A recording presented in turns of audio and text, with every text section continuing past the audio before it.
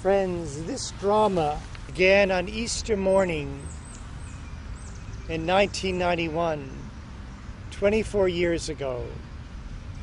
After having had a dream in which I found myself on the threshold of the Oval Office with President Bush in front of me, his back turned to me on the eve of the Gulf War, bearing on behalf of we the people, so it seemed to me, this tremendous pain and anger and sadness that we haven't properly digested Vietnam, and here we're heading into the Great Gulf.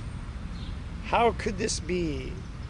And bearing this over the months leading up to the Gulf War, on Thanksgiving evening, on the evening of Thanksgiving, I had this dream.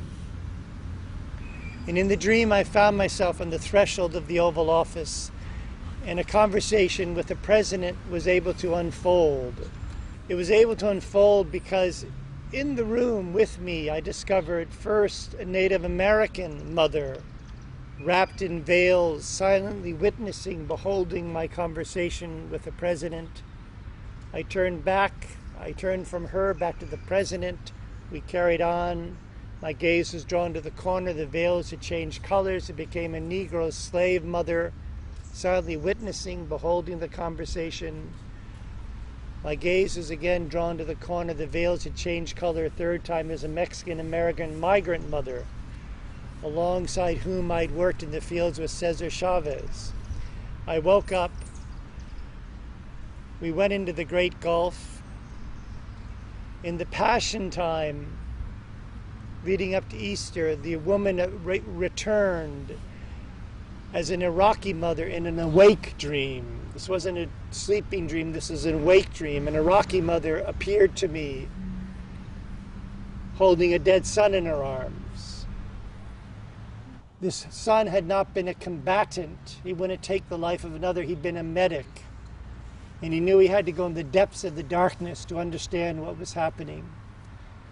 As I say, I'll elaborate this evening when we talk about what we're really doing here in Concord, what the work of the Center for American Studies is, that some of us have been invited to become trustees for, safeguard as intimates. I'll go into more length. But for 24 years, I've wondered, would it be possible to find someone from Iraq who could at least witness this play and perhaps even play the role of the mother? For 24 years, this has been my question. This is Reem, and Reem will say some words to introduce herself. But as we're driving here, we spoke about what it must be like to be a refugee today in America from Iraq, of all places. And her answer was very simple. She said when people asked her where she's from, she would say, yesterday from Lebanon. And if they asked her what her religion was, she would say Christian. For a very simple reason. She didn't want to be killed. Reem has been a journalist in Iraq for 10 years, a professional woman who was almost killed. She was shot in the back. But after 6 months in the hospital and a near-death experience, she's alive. And she's with us today. And she said to me that today, maybe I will say, I am from Iraq, because that is her country. And because this is an intimate circle that gathers, and I've told Reem, and I'm sure Peter, you'll understand this, that we want nothing to happen with this film until she gives it her blessings. So a prayer of 24 years has come true today with Reem. She has a father who described this as a miracle, what has occurred, and a little niece as well. I won't say any more before we begin the play, but I said to Reem I would invite her, if she wished, to say some words on her own behalf before we begin. Thank you, Stuart. Thank you so much. So my name is Reem. It's very simple. It's not easy to live another life. So I live another life. But today I live a personal life. I live a freedom life. I live as a reem, not as a pretend, another person. I live here today with you guys. I see the people around me, not the dead around me. I feel I'm very comfortable today. So I would say thank you to invite me in this circle. I want us to say thank you, Stuart. So, thank you so much. Thank you so much. Thank you. Thank you, Stuart. Thank you. Thank you. Thank you.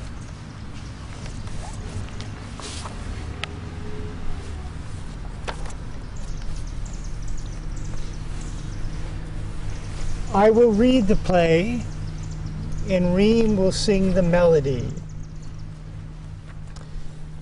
The Compassion Play, the untold story of the Gulf War. There's only one stage direction.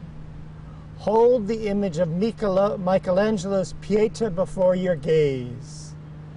The melody that follows is sung.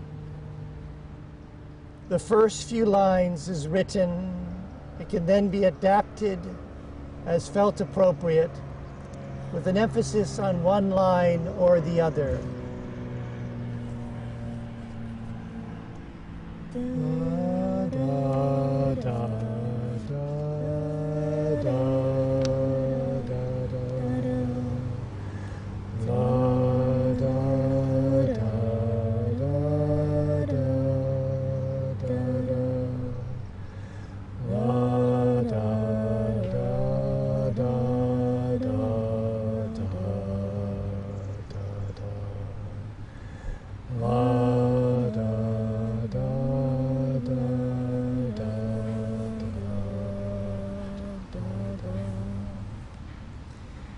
It is dawn.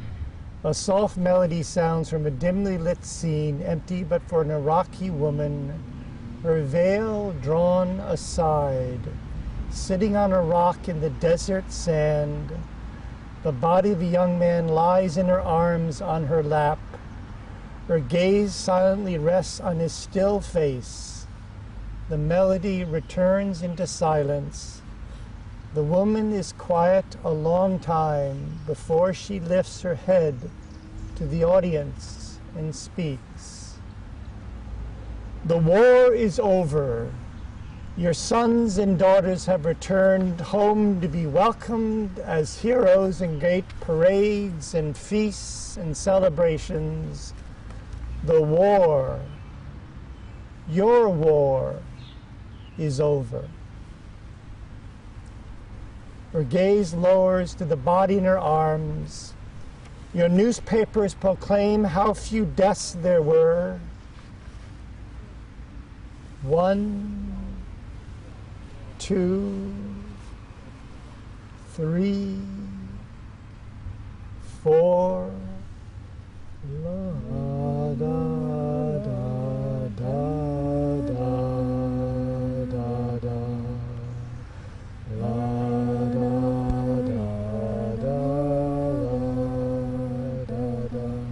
19, 20, 21. La, da, da, da, da, da, da, da. 81, 82, 114, 115, 149. Her eyes drop to the body on her lap. Her voice is filled with compassion.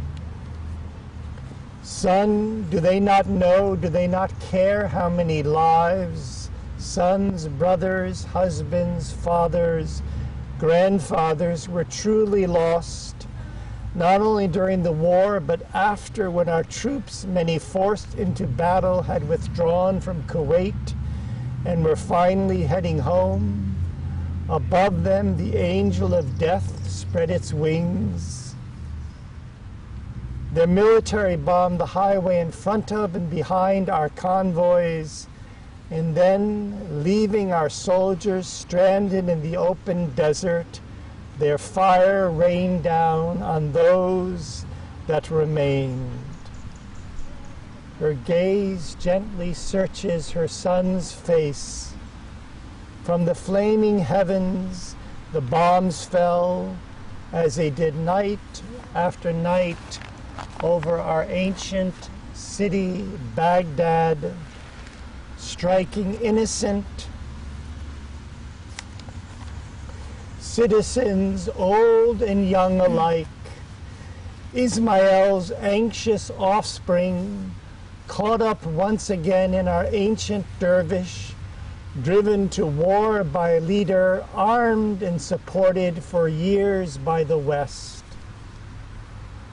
Will those numbers, those Iraqi deaths in the tens, hundreds of thousands ever be recorded, ever find their way into the victors' papers, into their hearts and minds and conscience? Will the mournful wailing of the wives, mothers, sisters, daughters ever be heard? She continues counting in Iraqi.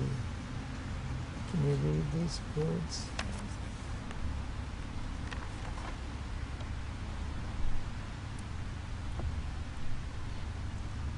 Wound.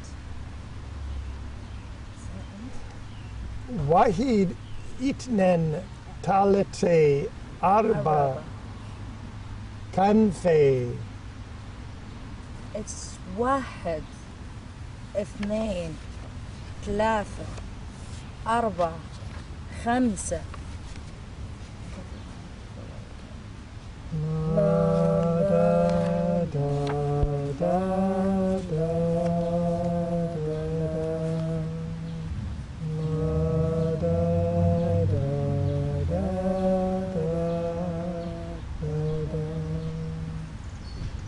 She could be counting forever the Iraqi deaths. When the Twin Towers, the mighty symbols of your domineering world trade, came down, were brought to their knees, a question hung in the air. How will they respond? The question rose up not in the hearts of Americans alone, but of citizens across the globe. How will we respond?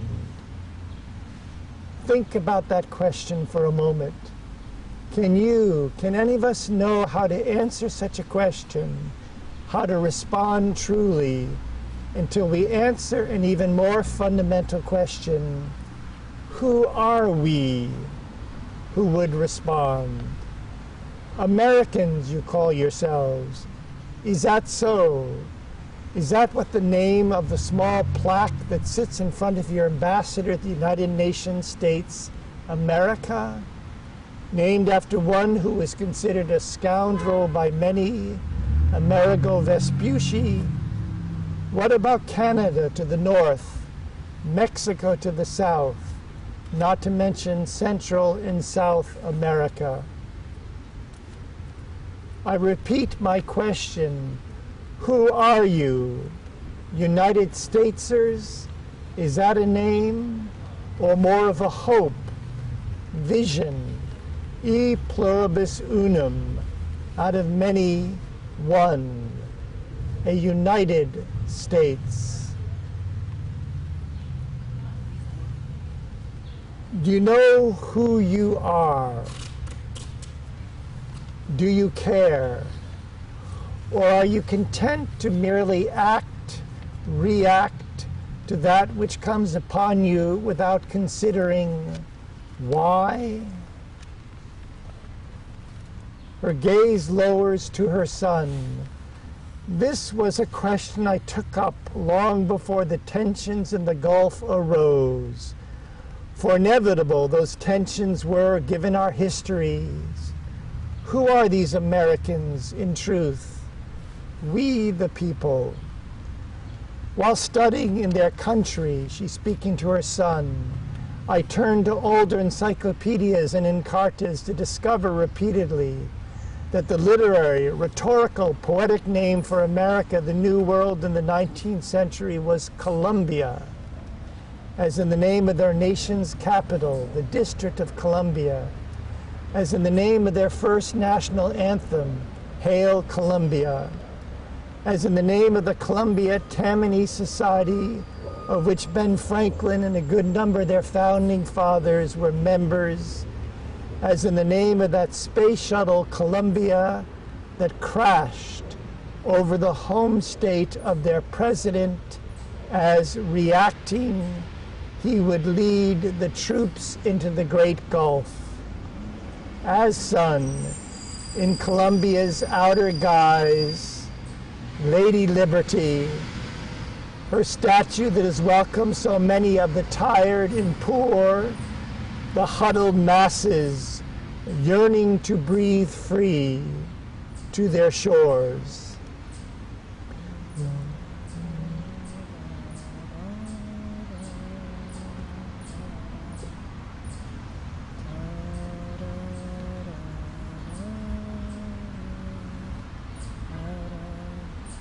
Columbia, can it be? She lifts her gaze to the American audience. When I first read those lines, I said to myself, what does that mean? The literary, rhetorical, poetic name for America in the 19th century was Columbia. The answer that came was clear. Can it be that if it's good literature, rhetoric, poetry, that it is indeed inspired? Can it be that the inspired name of your land is Columbia? And what does Columbia mean? Further research revealed that the name comes from the Italian and Irish words column, meaning, can you imagine? Dove. She looks long at the audience before lowering her gaze back to her son. As my eyes passed across these lines, son, a thought rose up in my heart. Might it be that Americans, the people, are in truth, if not yet in reality, might you be the people of the dove? America, America, you sing, God shed his grace on thee and crown thy good with brotherhood from sea to shining sea. She lowers her gaze to her son. As you were coming to understand, son, before your life was taken, not just from me, your mother, but from you yourself, understand that how one views oneself and others, that determines how we act accordingly.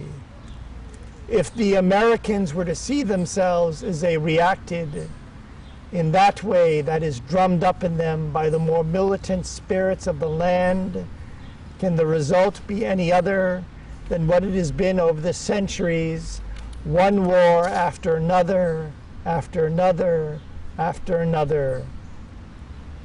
She rests her hands gently on her son's temple.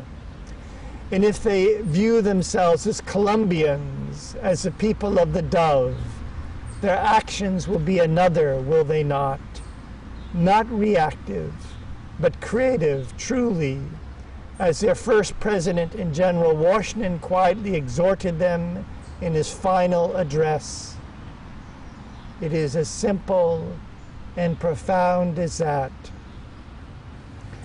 What is it, America, that has driven your government to war, that has driven your military to take the lives of our people and to leave our land in ruins? Do you know? Did you listen to your president as he searched for one reason after another, jobs, national security, oil, nuclear threats, to justify his attack before finally admitting, quote, if I haven't done as clear a job as I might in explaining this, then I've got to do better, end quote. Finally, your president announced, the world must not reward aggression. Iraq's invasion and occupation of Kuwait is not just a petty case of aggression. Will you ever know the real circumstances that led to the war? Will you ever recognize how 6 months prior to the conflict, your government in an active economic war allowed, indeed encouraged, Kuwait to break the OPEC regulations for oil production? As a result, excessive amounts of oil were pumped by Kuwait, glutting the market and driving down the oil price. Through this act, a critical blow was struck against our oil revenues and economy, weakened as it was by our war against Iran, masterminded by your American government. And yet, your government chose not to heed Hussein's warning that Iraq could not accept such a blow, but would be forced to retaliate against Kuwait. So it was. Your ambassador gave Hussein the green light to go into Kuwait. The trap was set. Who recalls these facts? Who recalls that your president subsequently chose to ignore the counsel of 6 of the last 7 secretaries of defense who exhorted him not to press the conflict, but rather to stick to the sanctions and diplomacy? No, quote, the world must not reward aggression, you say, and so aggressively your president proceeded to unleash the fury of the desert storm. Are you aware of the more questionable reasons for the war? Did your newspapers report the words of your oil tycoon, T. Boone's Pickens? We're there because of oil. We report more than 50% of our oil.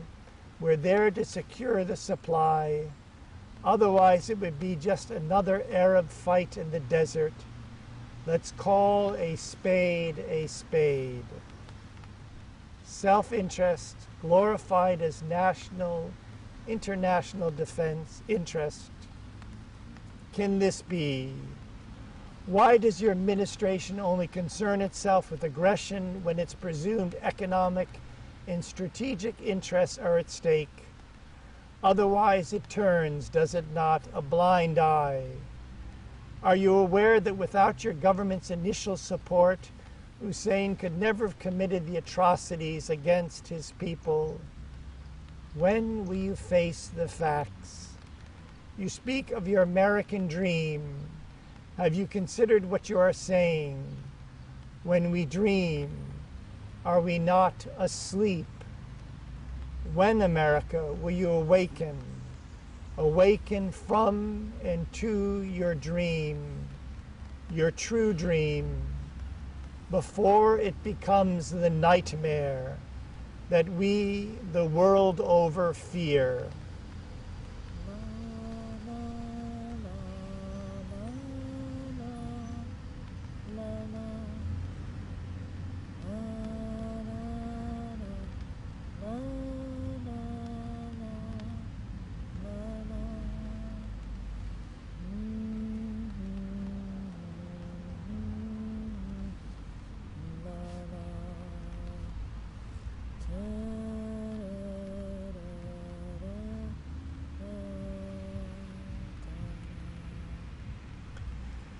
Can you imagine our reaction when we heard your former President Nixon justify your attack by stating, "We need to protect our oil"?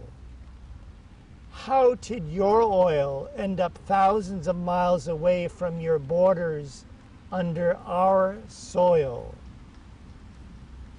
How would you act if we, Iraq, laid claim to the oil in the midst of Texas? What would be your response if we threatened to invade your country because you refuse to end your occupancy of Native American lands? Need I ask? You require the oil, you say, to support your standard of living and to run your economy, based as it is on a business ethic that is committed to continuous and unlimited growth. Are you aware that in medical terms, such growth, continuous, unlimited, is referred to as cancer? Can it be that your consumer society is not only consuming you, but as its shadow spreads, it's consuming more and more of the world? Are you aware of the background of Pickens' words? In 1948, George Kennan, your director of policy planning for the State Department, presented you with what he saw as the political realities, which have become ever more glaring since his statement.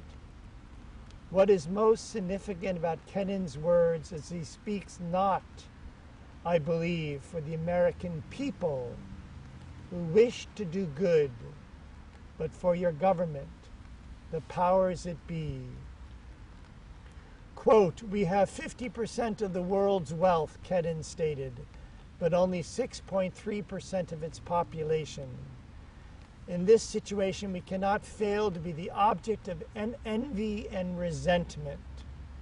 Our real task in the coming period is to devise a pattern of relationships which will allow us to maintain this position of disparity. We should cease to talk about raising the living standards, human rights, and democratization. The day is not far off when we're going to have to deal in straight power concepts. The less we are then hampered by idealistic slogans, the better." Do you hear Kennan's words? Do you realize that he's both right and wrong? By maintaining a position of disparity, inequity, yes, you are incurring the envy and resentment, the growing hatred of much of the world, and particularly the third world nations that you end up exploiting. Do you expect it to be otherwise?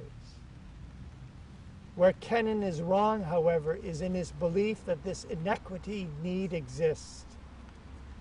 The mother motions to the desert floor before lifting her gaze again to the audience.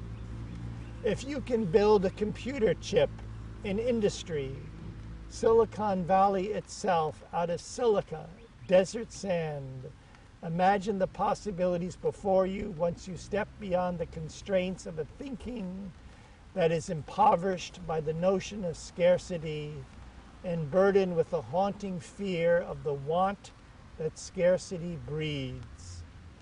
Will we be able to survive in order to get our fair share, you ask?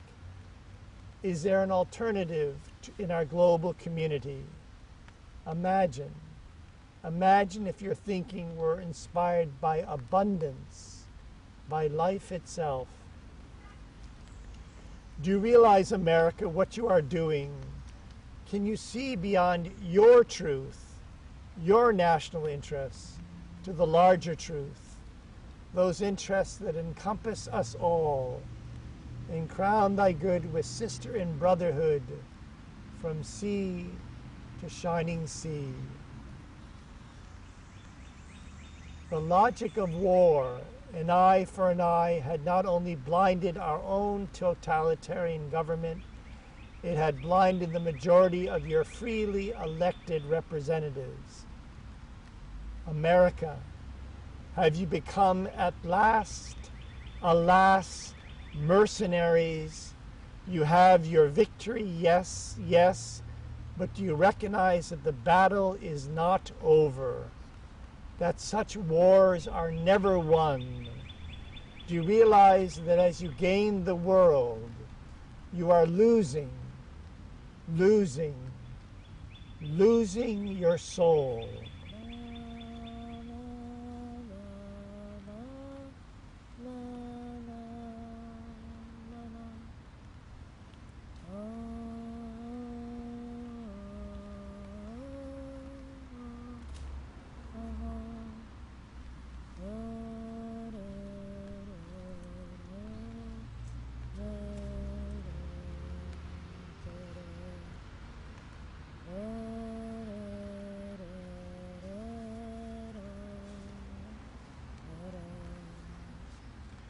Her gaze returns to her son.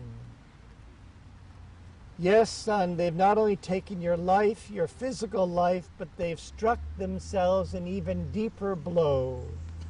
For there are greater realities, greater truths beyond the events that unfold.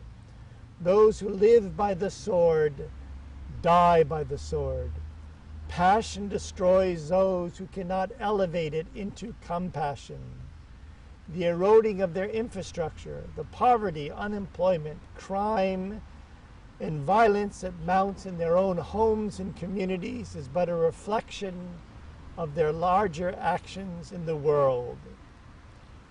How long will the people allow their government to turn its gaze out, seeking external shadows, enemies to battle? How many wars will it take, lives lost, before the American people realize that the outer conflicts, lived or programmed, that fill the screens of their television viewing, but distract them from the battles that wage within? She lifts her head to the audience. What has gotten into America? Last summer, your president's popularity was the lowest it had been since his time in office. His party was splitting under him, and then suddenly a confrontation arose. A war began, was sanctioned with a, quote, old friend, an ally that your president had been arming and supporting for years. And now, at the war's end, the polls shoot up. Your president is suddenly a hero. And now, our country lies in ruins. A hero. Is that such a coincidence? In politics, your president, Franklin Roosevelt, said nothing happens by accident. If it happens, you can bet it was planned that way. So it has been throughout history, going back to Machiavelli and beyond. Time and again, those in power have recognized that the best way to unite a nation behind a ruler whose popularity is falling is by identifying a common enemy and going to war. Is that such a surprise?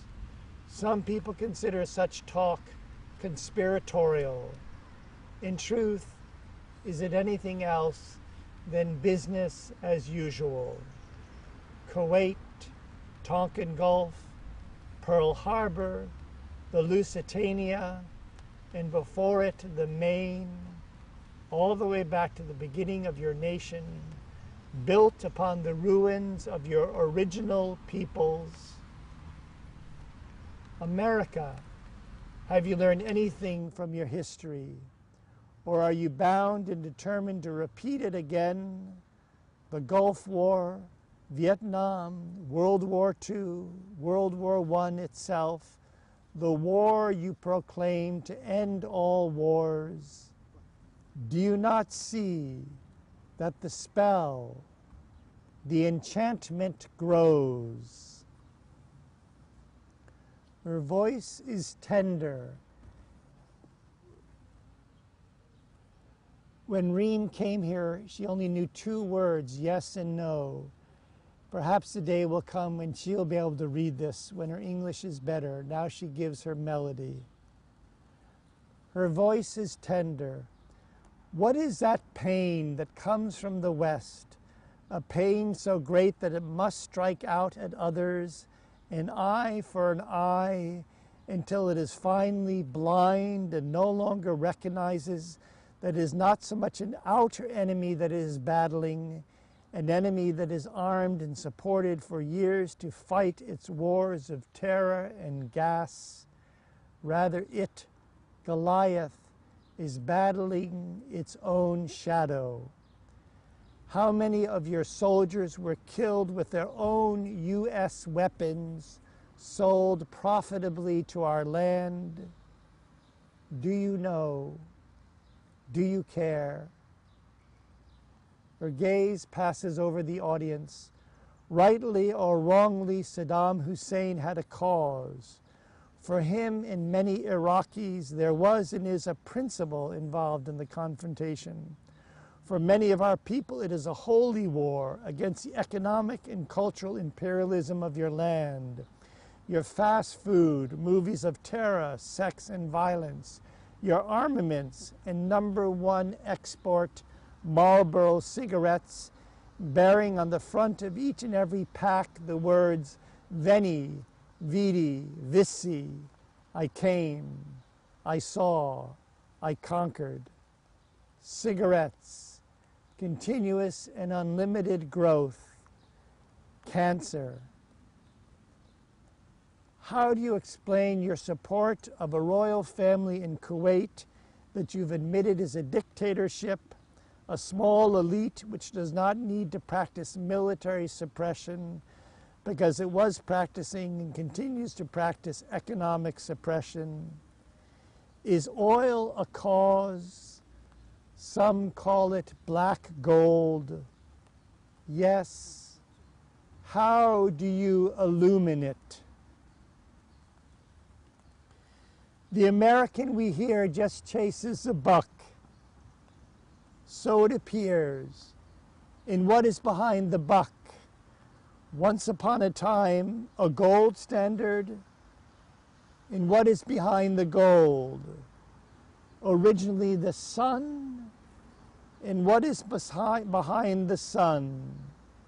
She lifts her gaze to the audience. What America are you truly chasing? Listen. Listen to the words of that forgotten, forsaken verse from your national song that rises up in hearts around the world. America, America, may God thy gold refine, till all success be nobleness, and every gain divine. America, your shadow spreads across the Middle East, the Holy Land. When will you learn that there are higher laws which cannot be violated without violating yourself? When will you, America, awaken from into your dream before it becomes a nightmare for the nations of the world, that nightmare that we all fear?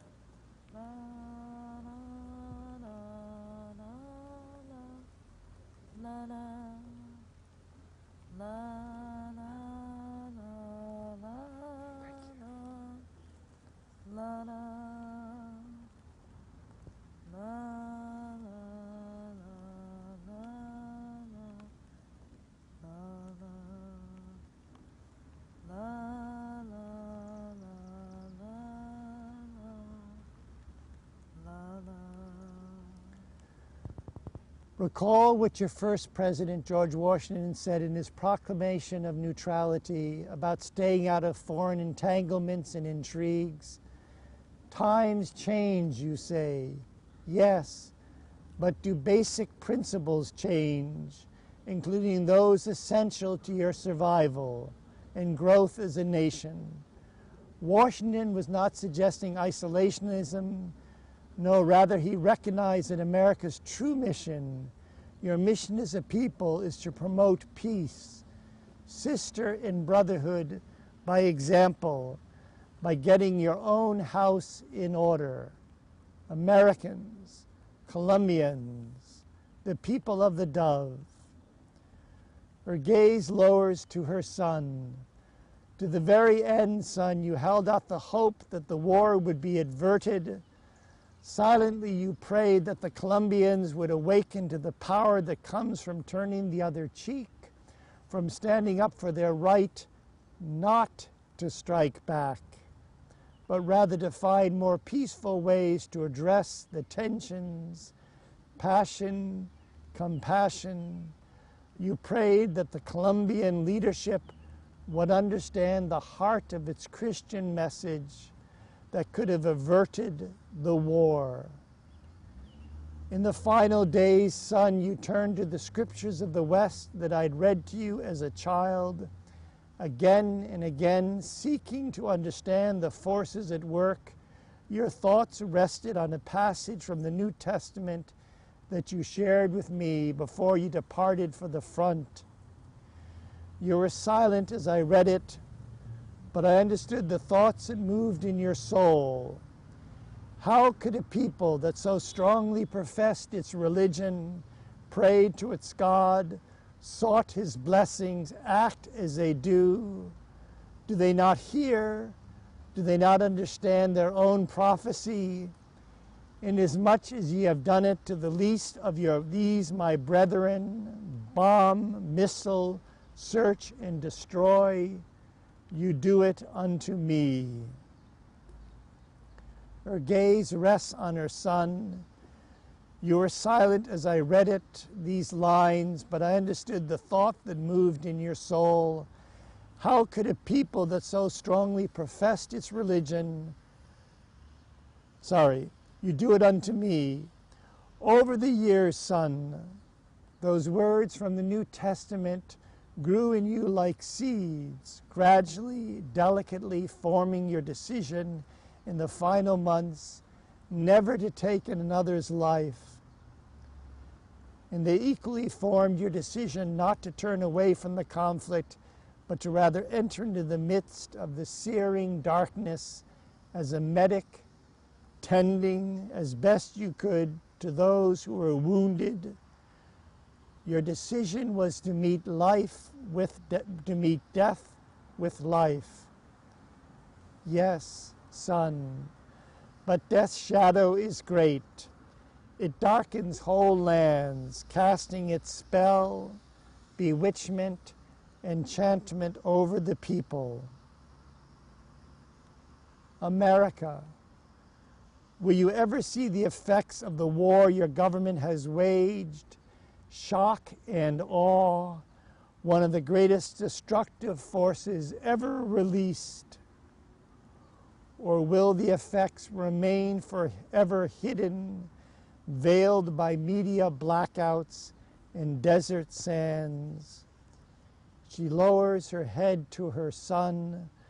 Will you ever see even one victim, husband, brother, father, grandfather, son, who has fallen, he whom you call the enemy?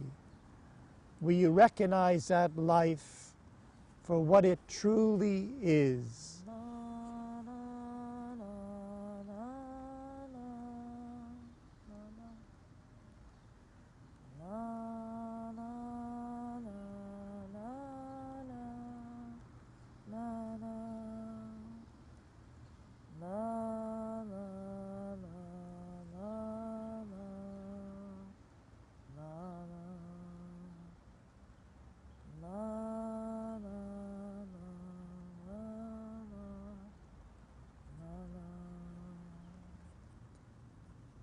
Friends, you're invited to turn to the texts in your lap, the Mother's Meditations.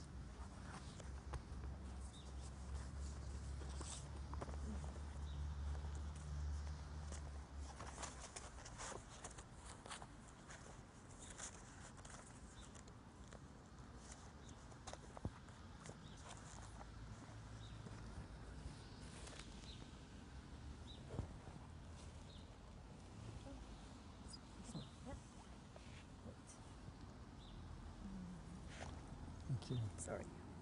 Thank you. Thank you.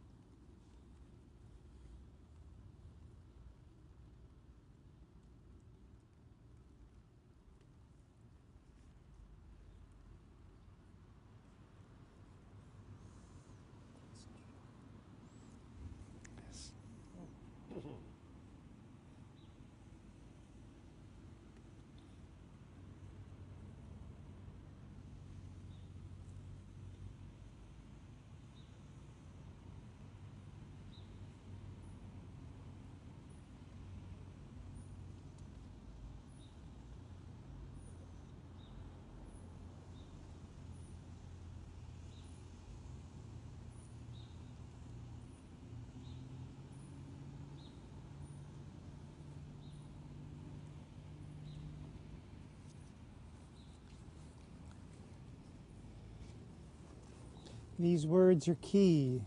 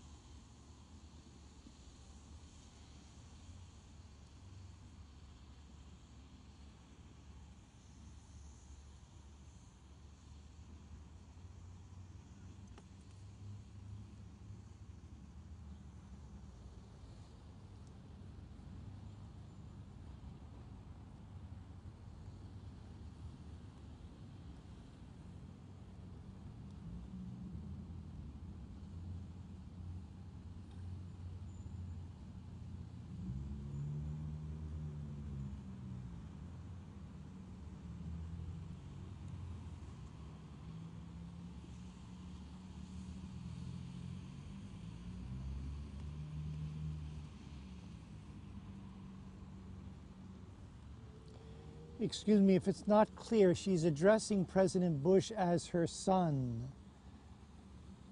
And she explains that since he took her son's life, he now has to take up the mission that she was preparing her son for. He explains to him, you just can't take a life or you can't destroy a nation without taking responsibility for its mission. And now she's instructing President Bush, and she speaks about him as, she speaks to him as her son. And she's initiating him in the deeper wisdom of the Islamic people.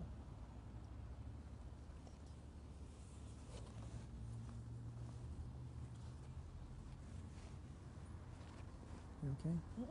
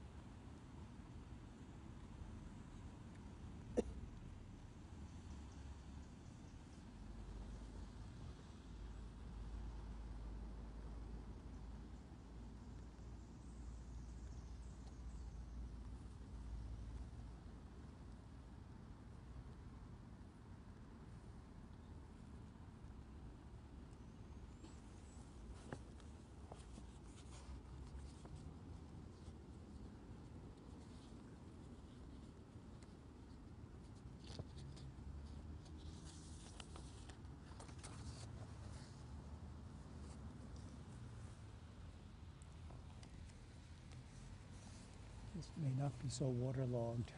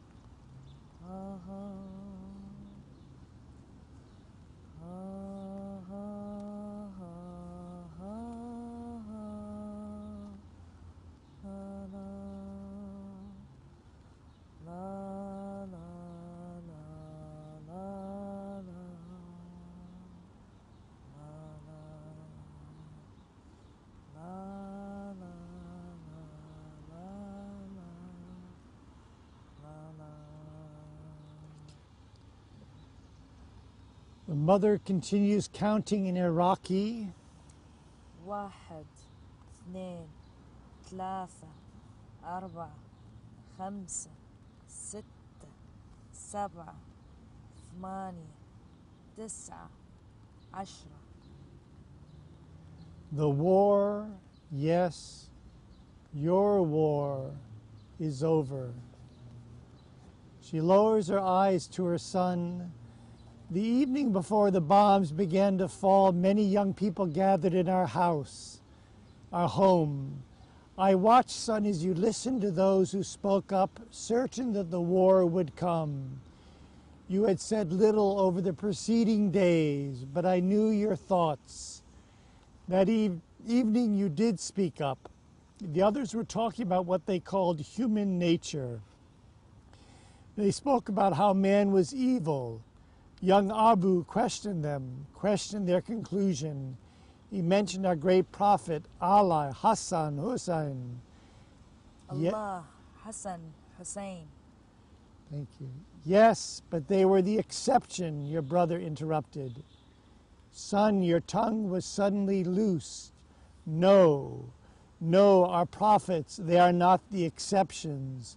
We of little faith, we are the exceptions. You paused, looked around the room. Our prophets, they are the rules. They are examples of what the human being truly is. The mother reflects. Your words were followed by a silence. Your gaze met that of your brother. I could see in your eyes what your heart was speaking. You are right, brother. I realize that. But do you not realize that I also am right? That there's not only the reality, there is also the truth. After that conversation, your silence deepened as the war drew nearer. I could see that the battle had already begun within you.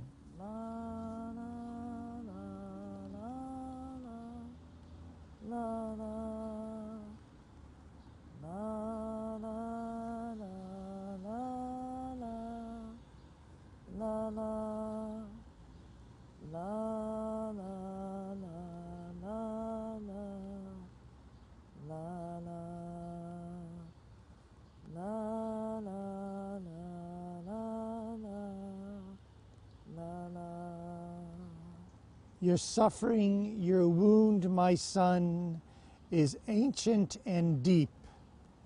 It goes back to the beginning of our people, to the time of the great Jewish patriarch Abraham and his wife Sarah, to the time when we Arabs and Jews were still one family. Hagar, your ancient Arab grandmother, was Sarah's maid.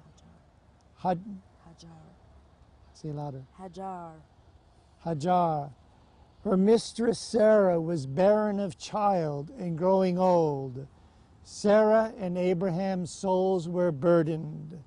They were concerned that there'd be no one to carry on their Jewish line. The mother reflects. They lost faith in their Lord. They became impatient, and so Sarah sent her maidservant Hajar. in unto Abraham, Hajar. obeyed, and a child was conceived. Ismail. The firstborn. But strife rose up between Hajar. and her mistress Sarah, and Hajar. had to flee. Hajar. Returned to Abraham and Sarah after the angel of the Lord spoke to her at the spring and told her that she would have a son who in turn would have so many Muslim descendants that they cannot be numbered for the multitudes. Your Jewish brothers and sisters, as you always and rightfully referred to them, would say that the promise of salvation was not, however, to be passed to Ismail, to our Arabic people. Rather, the Lord was to establish his covenant with his long-awaited son Isaac, to whom Sarah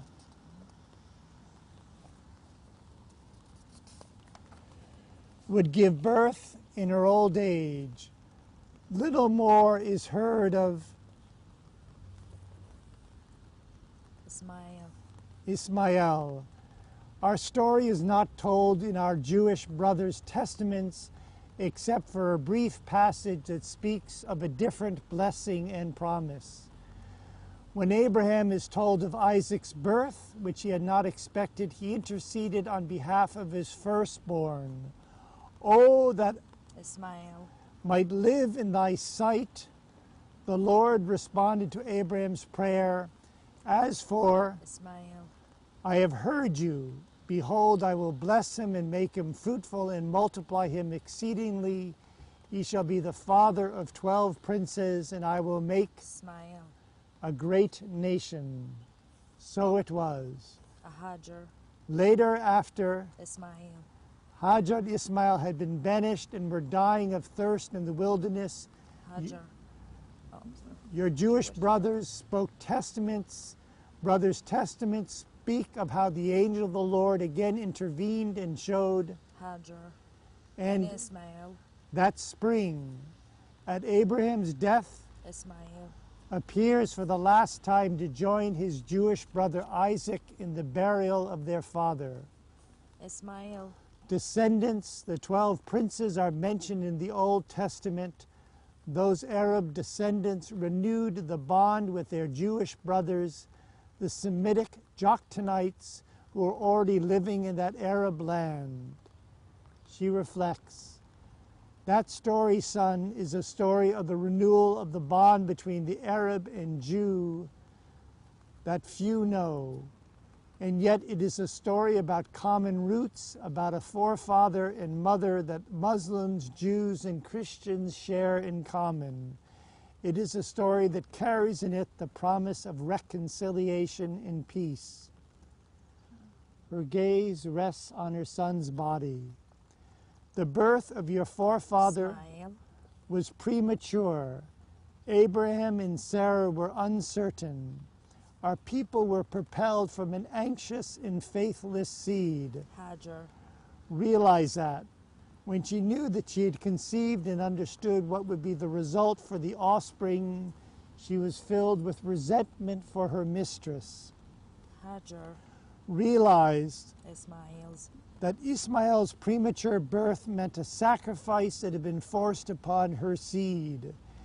And the angel of the Lord said unto her, Behold, thou art with child, and shall bear a son, and shall call his name, Ismael and he will be a wild man. His hand will be against every man, and every man's hand will be against his, and he shall dwell in the presence of all of his brethren. Ismael's Sacrifice, son, is part of our mission, as it is part of a far-reaching plan of divine providence that few understand, particularly in the West. When Abraham sent Hajar and Ismael away against his will, the voice of the Lord said to Abraham, And I will make a nation of the son of the slave woman also, because he is your offspring. Her reflections deepen. Those words, child, reveal a great mystery. Ismael Abraham's son continued the line of Abrahamism, which in our Islamic religion has no son. Her reflections deepen. Those words, child, reveal a great mystery. Ismael Abraham's son continued the line of Abrahamism, which in our Islamic religion has no son. The other Judaic line through Sarah and Isaac had the son, the Prince of Peace, but they rejected him later, as they rejected us earlier. Their Old Testament blood was thickening. It was no longer as permeable to the Spirit. It too seeks to be renewed in order to fashion, with the other religions of the world, the new covenant. La la la la la la la la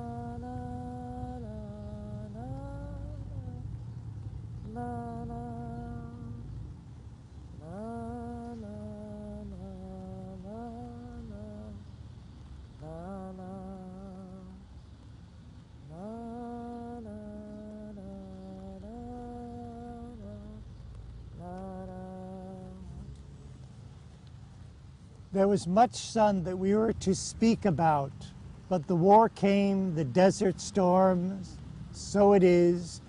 The only way our Arabic people, a few in the beginning, gradually more and more, have been able to find the sun is by losing him first. This truth reveals itself most fully in the life of our Prophet Muhammad himself. Her thoughts journey back. Despite Muhammad's many wives, he had only 2 daughters and no living sons. Khadija al-Kubra. Khadija, his first wife, bore him a son named Qasim al-Qasim. And Muhammad immediately gave himself the title al-Qasim. father of Qasim. However, Qasim. died in childhood, as did a second son. Both of these deaths were deep blows to the Prophet. The fact that the great Arab prophet Muhammad had no son to carry on his paternal line was considered a disgrace in our Arab culture. This truth weighed gravely on Muhammad. He knew that not only his enemies, but even some of his followers questioned how fruitful a prophecy could be that was not able to perpetuate itself hereditarily.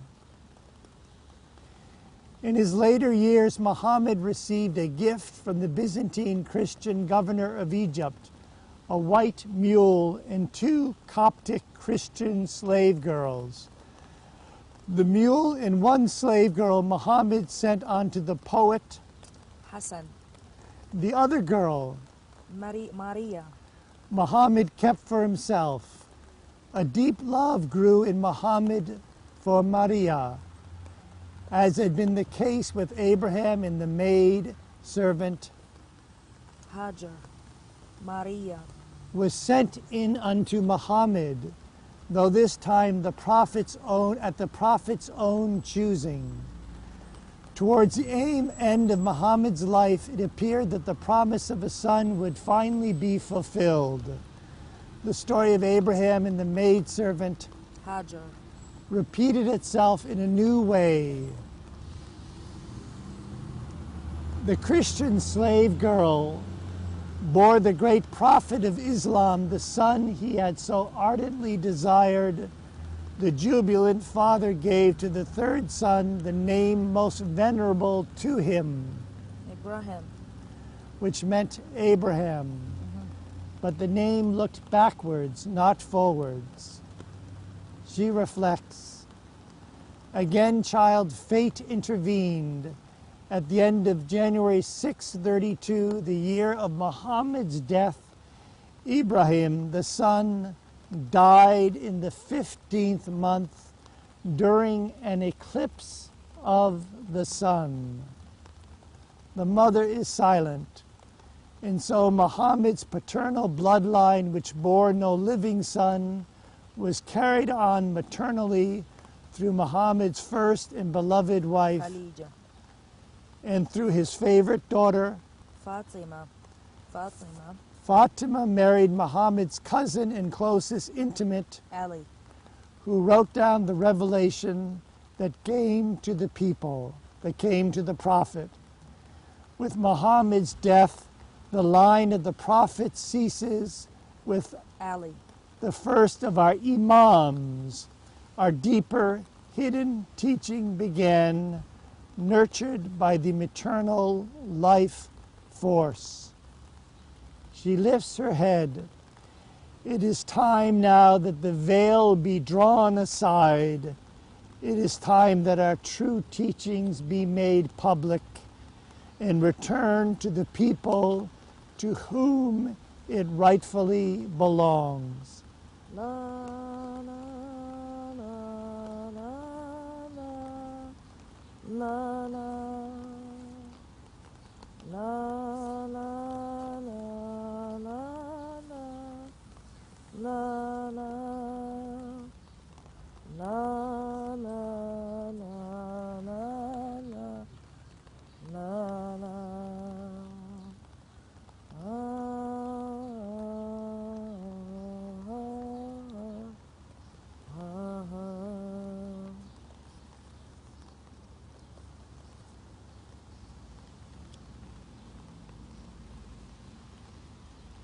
The mother is silent a long while before she speaks. The core of this teaching lies in a fuller understanding of the meaning of the word Islam. Submission is understood by too many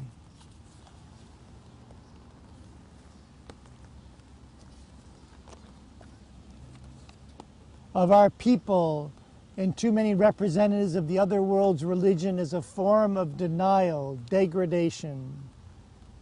She reflects. It has that aspect to it, outwardly seen in our attitude of prayer, knees on the earth, palms falling to the earth, backs bent, heads down, turned away from a God that demands submission, a God that is master. So it is. Allah is addressed as Lord of all. The word Father is never used, for how can one speak of a father who has no son? Seldom in our holy books is Allah's love spoken of. More often, as the Quran states, our God is without compassion. God leads astray whomever He will. She lowers her gaze to her son. Such saying sons have bowed the heads and hearts of our people even farther. And yet, there are also passages in the Quran, fewer, a delicate and illumined thread that reveals another picture of humanity, one that offers us a possibility to restore our covenant with the Father. The second surah reveals this promise in a legend about the creation of man. And when the Lord said to the angels, I'm setting in the earth a human viceroy, the angels said, What? Wilt thou set therein one who will do corruption there and shed blood? While we proclaim thy praise and call thee holy, the Lord said to the angels, Assuredly I know that you know not what I do. And the Lord taught Adam the names of all the creation. Then he presented the creatures unto the angels and said, Now tell me the names of these, if you speak truly. They said, Glory be to thee. We know not, save what thou hast taught us. The Lord then turned from the angels to Adam and spoke, Adam, tell the angels the names of the creatures. And when Adam had told the angels the creature's name, the Lord said, Did I not tell you, I know the unseen things of the heaven and of the earth? And when the Lord said to the angels, Bow yourselves to Adam, so they bowed themselves, save Lucifer. He refused and waxed proud. She pauses. Her eyes rest on her son. The legend speaks about how the angels were not pleased with the creation of man. When the Lord brought forward all the creatures and asked the angels to name them, they could not. The Lord then turned to Adam. Adam not only knew the name of the creatures, but he was able to speak out both his own name and the name of his Lord. All were moved by this except the angel Lucifer, who refused to bow before man. The creation occurred during a period in the evolution of the universe when the earth underwent the process of thickening, materialization. Part of the process of incarnation for the human spirit included its taking on itself a physical body condensed to the hardness of bone. The materialization was synonymous with death. The angels were deeply disturbed by this human development, what we've come to speak of as the fall. All they could foresee was the destruction of the human spirit, freed from the heavenly realms that would bring upon itself in the world the wars we've waged and the oil fire inferno that we've loosed upon the world. The angels did not understand that God's plan for the creation included freedom, and that freedom in turn meant sacrifice, risk and sacrifice. This plan made it necessary for God to create a 10th hierarchy, a human realm. Unlike the angels, man risked falling from its divine origin in order to plant a precious seed in the earth, a seed which in the time would lead to its redemption. La, la, la, la, la, la, la, la, la, la, la,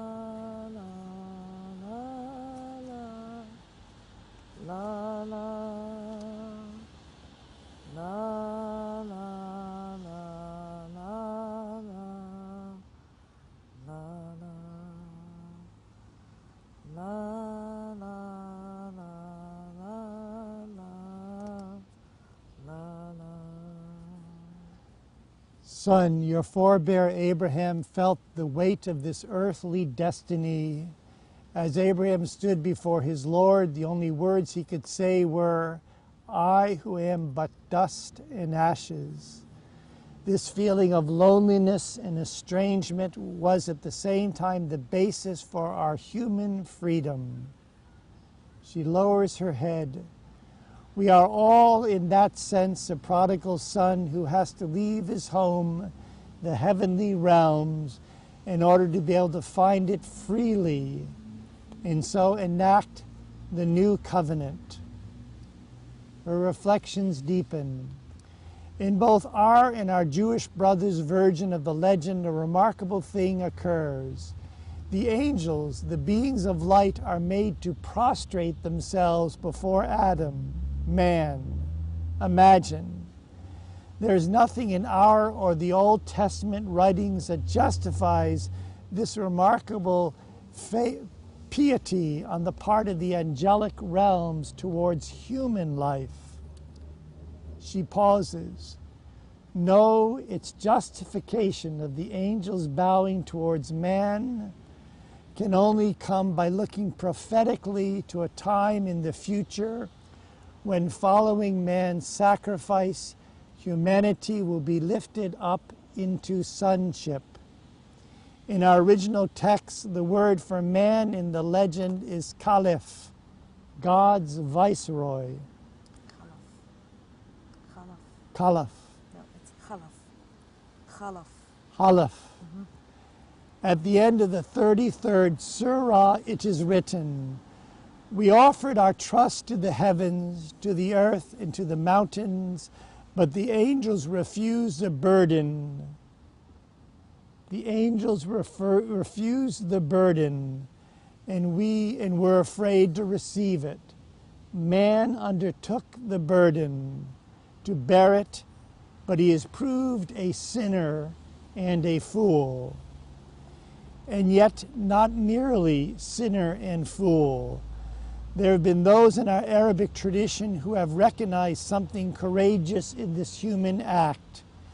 They marveled at the trust that arose between God and his lowest hierarchy, man. The willingness of God to take the risk and the readiness of man to accept it was what fashioned the new covenant, a covenant not of God, of man in God, but as our teachings reveal, of God in man. So it is. Our people had and have a deep longing for the Son. In Muhammad's words, this is movingly expressed, "If the Lord of mercy had a son, I would be the first to worship him." The time will come when we Arabs will be able to recognize and worship the Son, when we'll behold not just the laws of matter crystallizing, contracting into death, but also the seeds of life that are harbored for a time in the darkness until they are quickened anew.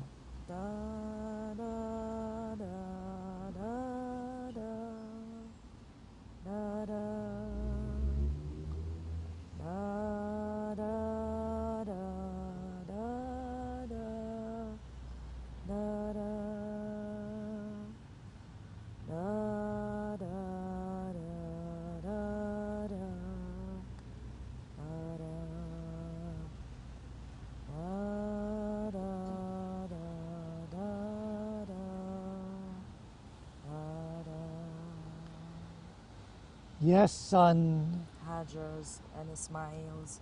Sacrifice belongs, as you knew, to our people. Its fulfillment cannot, however, come, the fulfillment of their sacrifice, until those for whom the sacrifice has been made recognize us. She reflects, until that happens, our people will be wild. Their hand will be turned against others, and others' hands will be turned against them.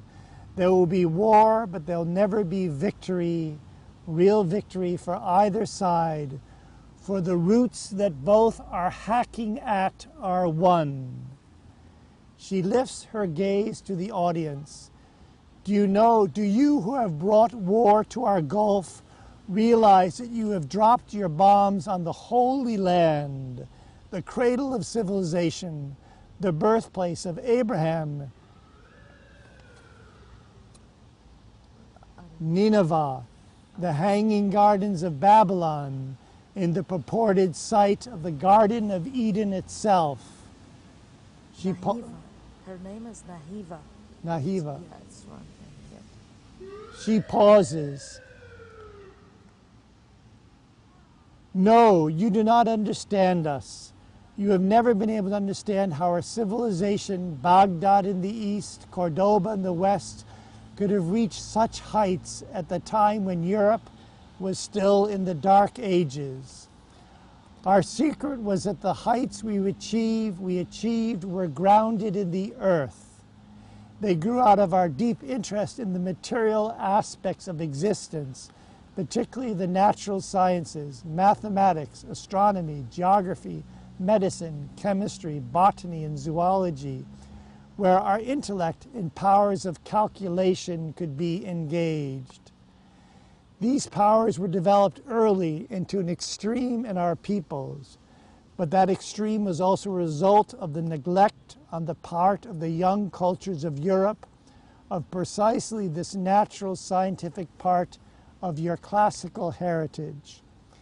In the religious services and the community life of medieval Christianity, the souls of the people were one-sided in their orientation to the hereafter. The reality and laws of the physical world did not yet interest them. They had taken Christianity deep into their hearts, but their devotion led to a dreamlike experience of the material world. It was not yet an awakened, mature understanding of the reality and laws of this world.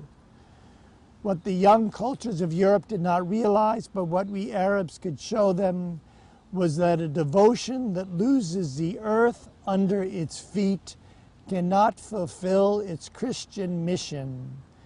For the human being was created here on earth for a reason.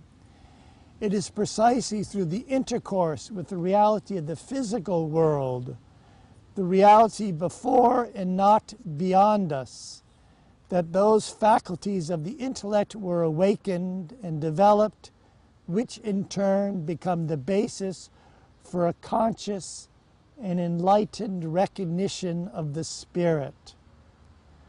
Such inner concentration and selfless attentiveness, those sons were the capacities that had begun to grow in you, that allowed me in these last months before the war to speak with you about our deeper teachings, things you knew but did not yet fully understand. Da, da, da, da, da, da, da, da, da, da, da, da, da,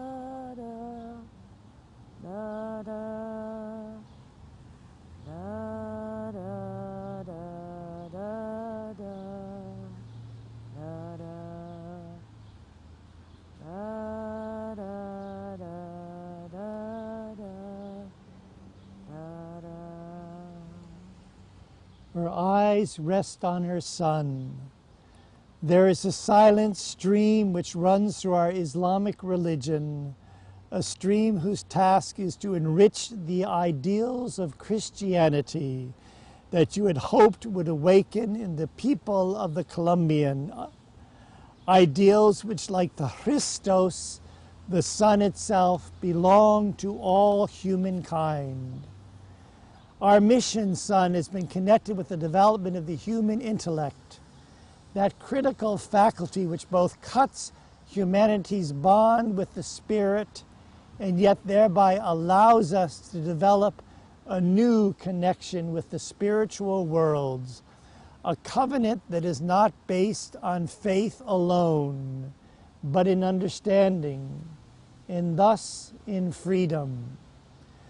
Without this disciplined striving on the part of our people, our scientific discoveries, there could have been no Galileo, Kepler, or Bacon in the West. Humanity, like the child, would have retained its faith, but it would not have been reasoned, enlightened. Rather, it would darken the souls of the people. So it has been. In all too many instances that faith has fallen, become dogma. As with the Crusades, it has turned brother against brother. Behind all these outer developments, son, was a deeper wisdom, be it through our discoveries in optics, calculations relating to the circumference of the earth, our theories of equations. The Arabic impulse had as its larger worldly mission to help the West, and Christianity in particular, develop the clear consciousness which was essential for perception of genuine spiritual realities. Central to these realities was not death alone, but the promise of resurrection. I am the sign of the Almighty. I am the gnosis of the mysteries. I am the threshold of the thresholds. These words are first Imam, unknown by most of the Arab world, I was able to share with you before you left for the front. They speak of that stream within our Islamic religion that is connected to the roots all peoples share in common. The mother pauses. No, Christianity will not become aware of the depths of its mysteries through faith and belief alone. You, son, are one of now millions of human sacrifices going back through the Crusades to your forefather Ishmael that speaks to the effects of a one-sided religion. When such a religion loses its earthly inheritance, it blinds itself over time, for it has not taken up the challenge of healing and transforming the intellect, so that the intellect can illumine our consciousness and thereby penetrate to the heart of its mysteries. Her reflections deepen. That truth, son, begins slowly, delicately to dawn in humankind. She lowers her gaze. The sun no longer shines from without. It shines from within.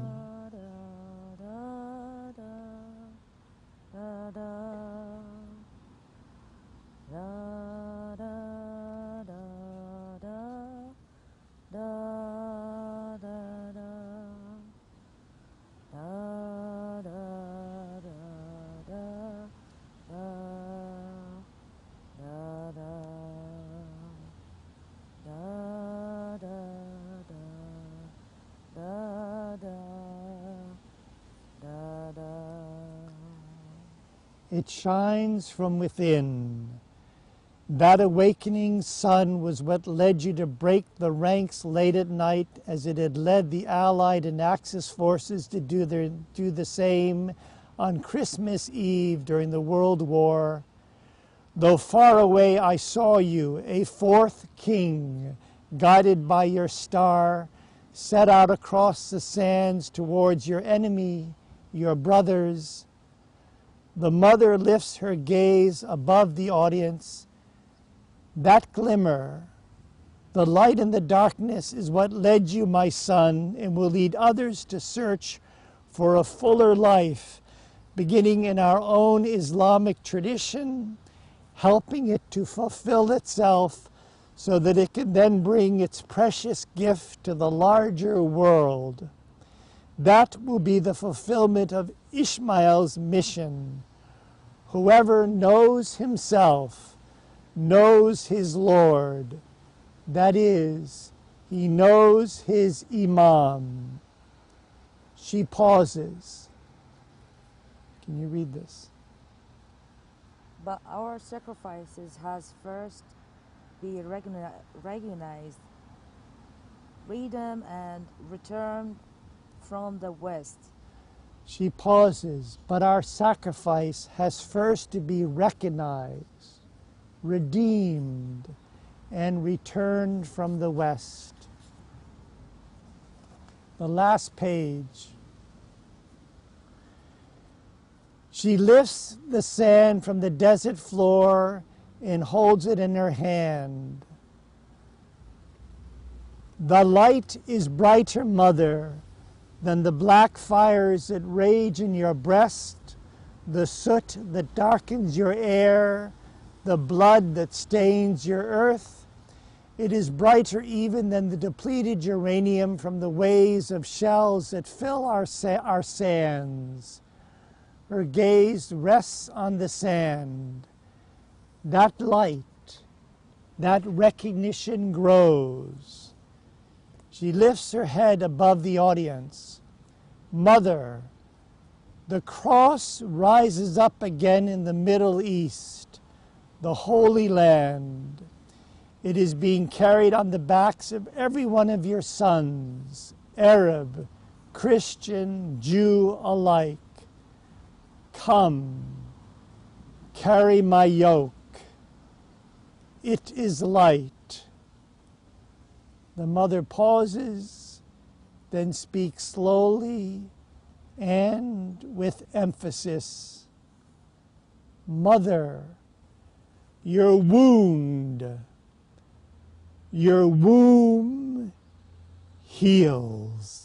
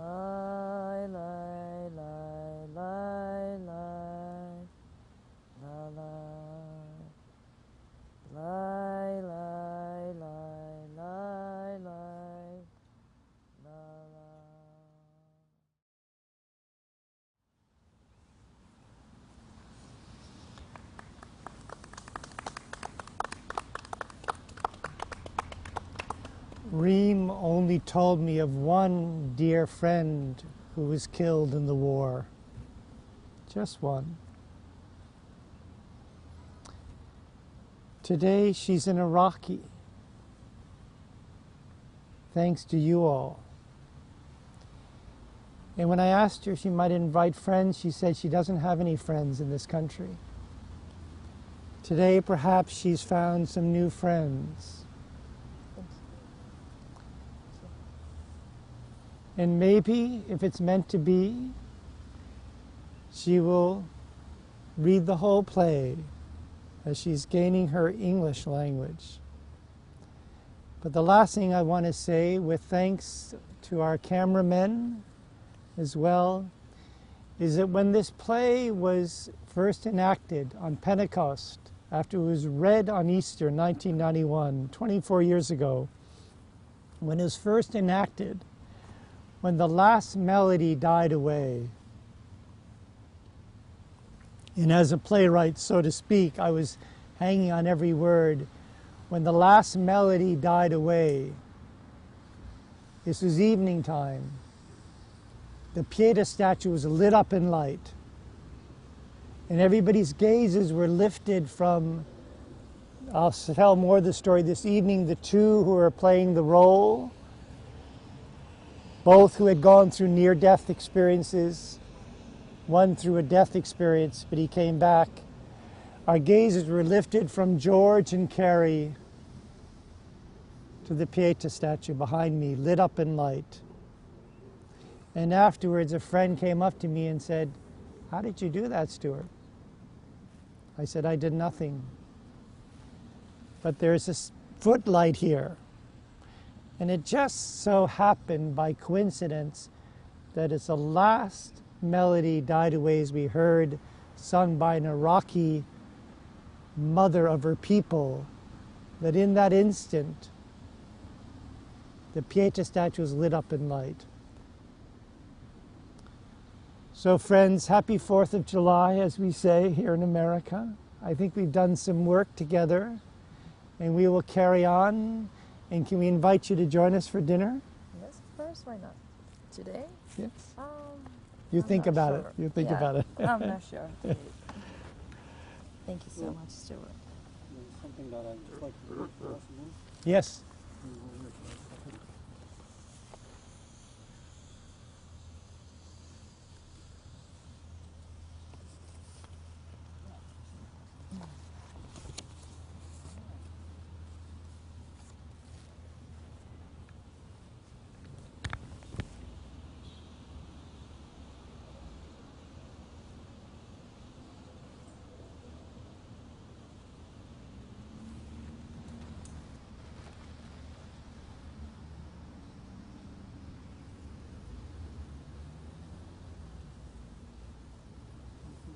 One that has 5 on it. Maybe this is a different kind. That's that tree, but nevertheless.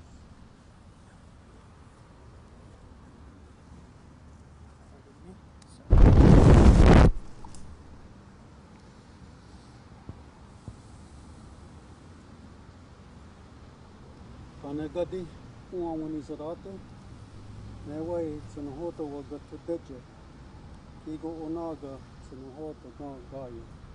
Anawasti dizuniku wa Uganda.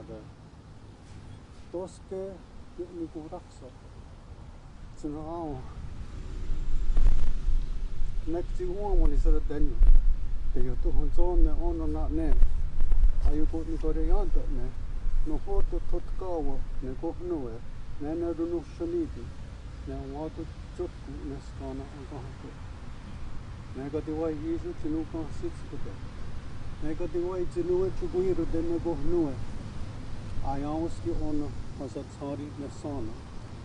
Negohnue. Negatiwai wagira dokara niwana. Ne agatawa. Negohnue. Tihizate. Tinichiru di nikurayandas. Nene iwatsotsu. Uguha. Negohnue. Ekadena na yoku. What I said in my own language is, I welcome you here today. Kevin, can you turn around and stand next to me? That's good. is a representative of the original peoples and native peoples of our land. Mm-hmm. So as I was saying, as I listened to your story, it touches us. You know, we see that statue behind, we hear the story about what happened. And it seems that males, we don't fully get it about what is our role here on this earth. We went through a time too when there was a peacemaker that came amongst our people. And what he did was he took this great symbol of this tree, in our language what we call Janara Gazet Goa, which means the great tree of peace.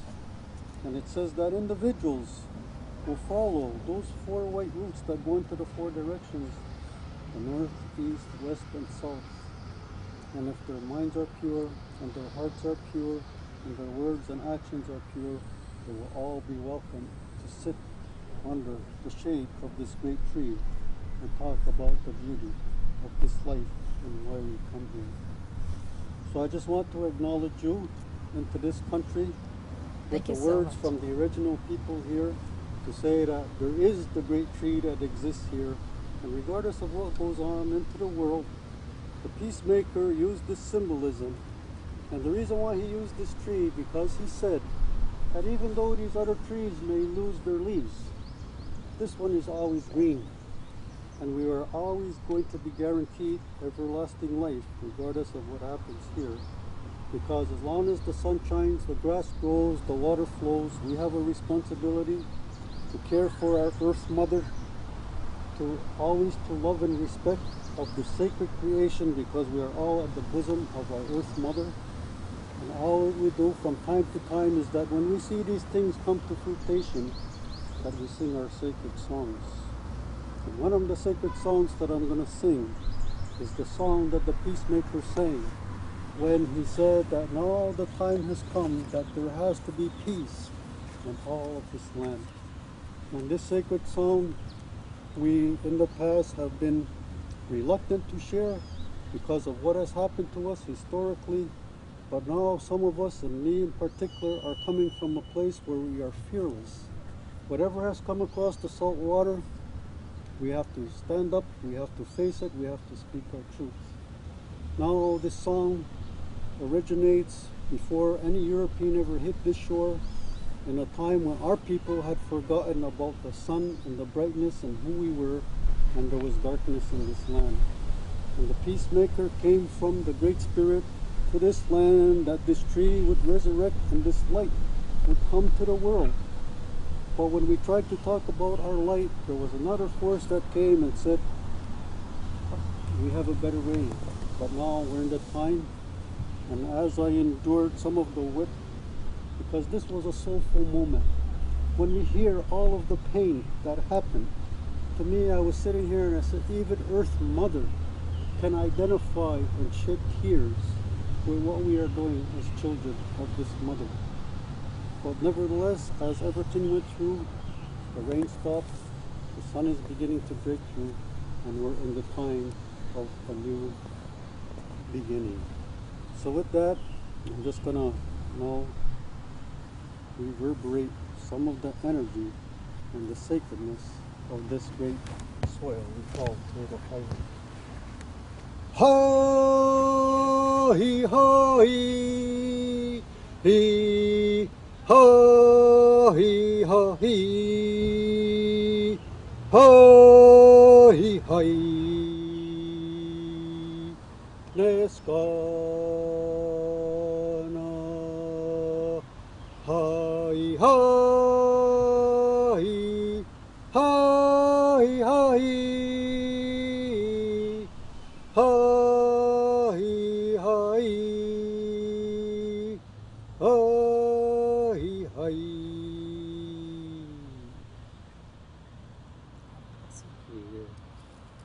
So welcome underneath the shade of the great tree, and may you speak your genesis and the knowledge and the wisdom of your people in this great land as brothers and sisters. God bless you. Thank you so much. Thank you. Thank you. And Wilhelmina.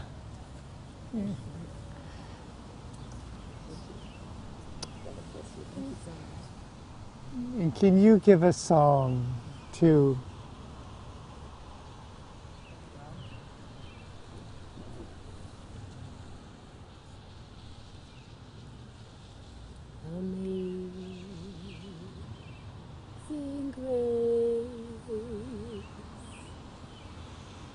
sweet the sound that saved a wretch like me.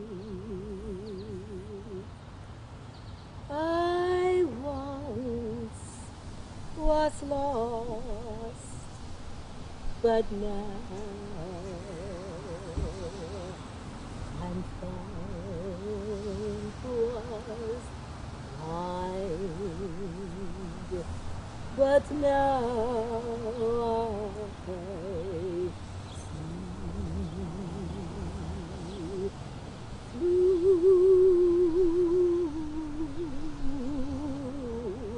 I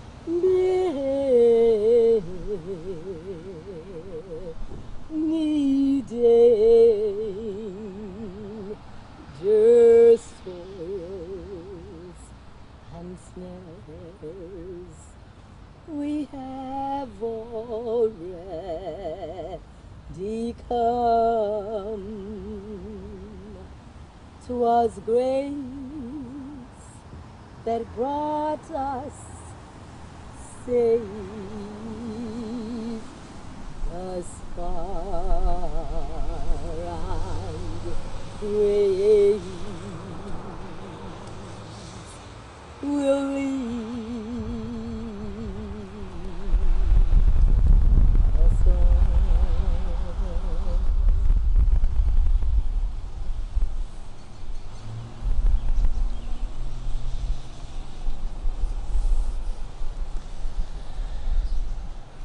Mary Louise is from the Midwest. We call it the Heartland. Do you have anything you care to offer to our sister here? Thank you for bringing your heart and your land Thank you so much. to ours. God bless you. Thank you. Thank you. And others. And Andrea.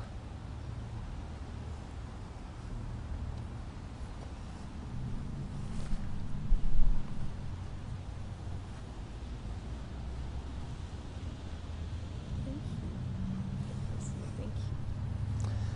And gentlemen, following on Gunnarsson's beautiful words, gentlemen, any words for our sister here? Thank you from the heart and a warm welcome. We are all part of one world with our special gifts, living in equality, and a world in which everyone needs to feel most welcome. Thank you so much. Thank you. And may you forgive us. Thank you, Carmelo.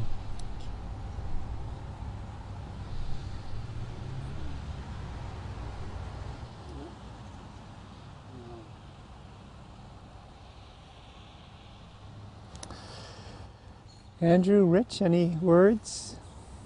Well, I have But for the moment, brief, into the heart. I have a gift that I want to give you.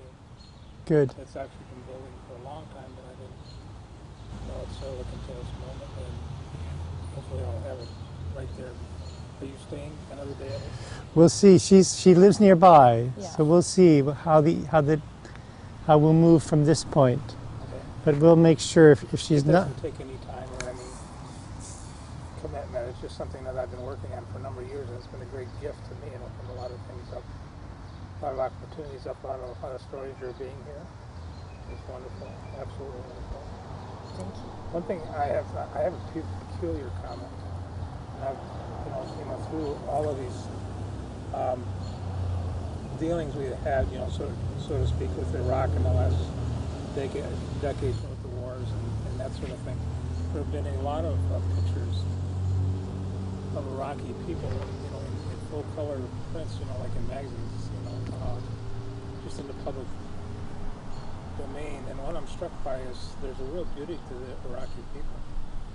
I mean, really, it's stunning. Bears with you, and that's not meant to be flattery. It's with the guys too. I mean, it's just there's